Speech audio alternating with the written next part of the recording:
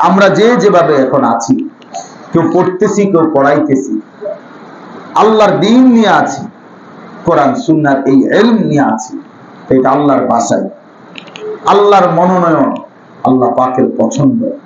এই জন্য কি পরিমাণ শুকর আদায় করা উচিত, কি পরিমাণ শুকর আদায় করা উচিত। মান ইউরিদিল্লাহু বিহি খায়রান ইউফাক্কিহু ফিদ্দীন। নবী পাক সাল্লাল্লাহু আলাইহি ওয়াসাল্লাম বলেছেন, আল্লাহ তাআলা যার কল্যাণ চান, আল্লাহ যার ভালো করতে চান, তাকে আল্লাহ তাআলা দ্বীনের উচ্চতর জ্ঞান দান করেন।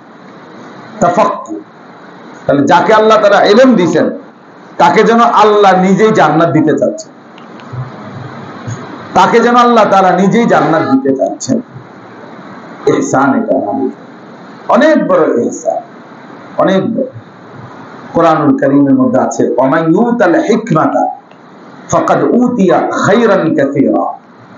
যাকে কোরআন এবং সুন্নাহর ইলম, হিকমত দেওয়া হলো, আল্লাহ নিজে বলেন তাকে সবচেয়ে বেশি শ্রেষ্ঠত্ব, খায়ের, কল্যাণ দেওয়া হলো, কল্যাণ দেওয়া।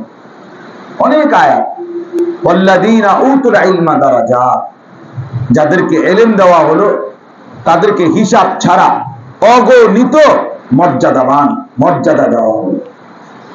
তাহলে এই সব আয়াত আল্লাহ তাআলা বলেছেন ইলমের বরকতে, ইলমের মর্যাদা দিতে গিয়ে, ইলমের শ্রেষ্ঠত্ব বলতে গিয়ে। কোরআনুল কারীমে আল্লাহ বলছে, শাহিদাল্লাহু আন্নাহু লা ইলাহা ইল্লা হু ওয়াল মালাইকাতু ওয়া উলুল ইলমি কাইমান বিল কিসত লা ইলাহা ইল্লা হুয়াল আজিজুল হাকীম। এই আয়াতের অর্থ হলো তাওহীদের সাক্ষ্য দিছে তিনজন। এক হলো আল্লাহ, তাওহীদ তো বুঝো, মানে লা ইলাহা ইল্লাল্লাহ, এই বাক্যটাকেই কি বলে? তাওহীদ।